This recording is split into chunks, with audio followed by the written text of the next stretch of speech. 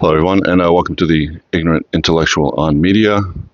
This is our 15th film that we're doing in the top 100 films of all time. Reviews by father and daughter. This one is a Quentin Tarantino film from, if I remember, 2005, but don't quote me on it. It's called Inglorious Basterds. Takes place during World War II. It's kind of a revenge film, basically. When Brad Pitt pulls together like eight or nine Jewish soldiers to go into German territory in France and go kill as many Nazis as they can with no mercy, and they don't show any mercy in the film. Some of the death scenes are pretty brutal, and overall, it was an okay movie. For some reason, the critics really liked this film more than I did. I think the IMDb rates it like 8 or 8.1. I'm going, this isn't one of his better films. I don't know, maybe it's just me, but this seems like I don't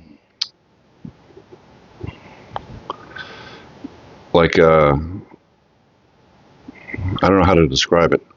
Okay, during World War II, you had the Holocaust, and you had like 6 million Jews getting killed, and so many of them. A lot of the big questions that happened during that, after the Nuremberg trials, and they killed or imprisoned so many of the Nazi hierarchy. A lot of people question why the Jews just kind of walked into the death camps and walked into the gas chambers without fighting, right? And I think a lot of the trauma from World War II when it came to descendants of Holocaust survivors is there's a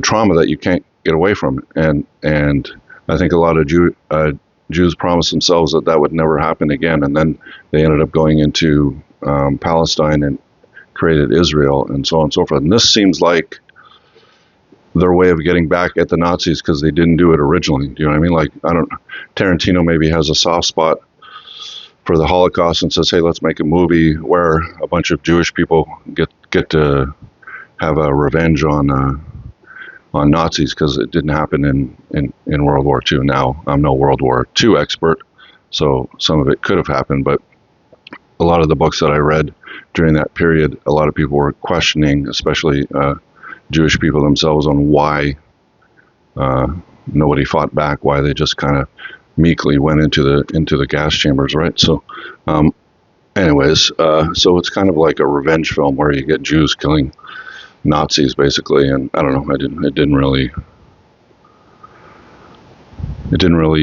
impress me. Do you know what I mean? It was like, okay, well, there's a lot of Tarantino films that are better than this. Pulp Fiction, Reservoir Dogs, Kill Bill. That's a revenge film, but she has a revenge on her husband because he ended up trying to murder her when she wanted to marry somebody else or whatever, right? So there was a motivation there that was not historically based. Let's put it that way. Anyway, so it's like I don't know. I thought the film was okay, but so many other Tarantino films are much better than this, I find, and I don't understand why the rating is so high on IMDb. But that's just me. Basically, it's Brad Pitt and Eli Roth, the horror director who did a Cabin Fever and what was that other film that I watched that kind of turned me off of horror films? Hostel. He did Hostel 1 and 2. Those films were very disturbing. I didn't like them very much, so I kind of stopped watching horror when horror kind of switched from the slasher films into like this, this more reality kind of base where you can see that actually happening in real life, and it's like, you know what I mean? Anyways, so they had Eli Roth as one of the most brutal of all the Jewish people in the Inglorious Basterds, which is what they were called, right? So he was called the Bear, and there was one scene where he took a bat to a Nazi officer and just bashed his head in, which was pretty brutal. So I don't know. I didn't. This just kind of looks like a revenge film of Jews getting back at Nazis because they didn't get back at them during World War II, or many of them didn't. They just kind of walked into the gas chamber. But that's just my opinion. Maybe somebody can correct me if I'm mistaken.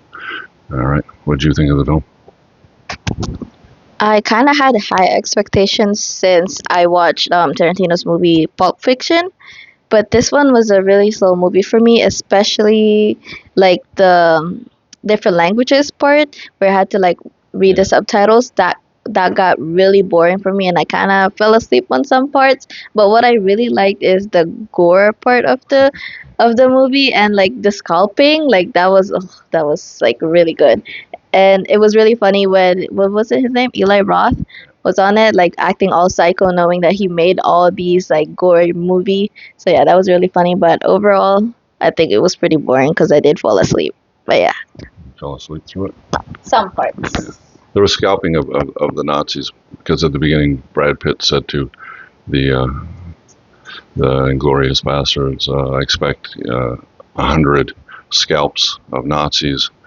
Either you get that or you die trying, kind of thing. So they would scalp all the Nazis because Brad Pitt had some Cherokee or some other Aboriginal or Native blood in him. So he wanted to scalp them. So anyway, but I don't think it's one of Tarantino's great films, although other people disagree with what I think about it. So anyways, let's scratch. Let's see what's underneath it. All right, so we're going to scratch. Let's see what's underneath Inglorious Basterds.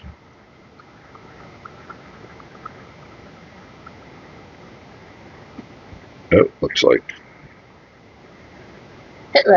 Hitler. Dead Hitler with X's in eyes. He does die actually in the film. Yeah. They do kill him pretty brutally. Okay, so what's up after that? Next up is Titanic. All right, so if you like the video, give me a thumbs up. We'll talk to you in our next video. You have a great night, and bye for now. Bye.